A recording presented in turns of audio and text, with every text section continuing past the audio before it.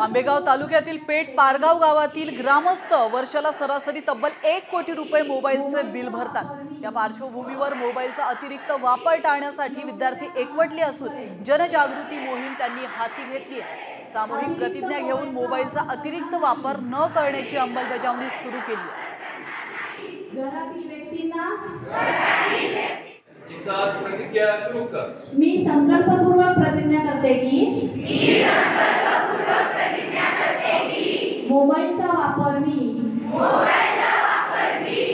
योग्य त्या कामासाठीच करेन। जवळ महिन्याला 8.5 लाख रुपये बिल तर वर्षाला 1 कोटी रुपये बिल आमचे पालक भरतायत।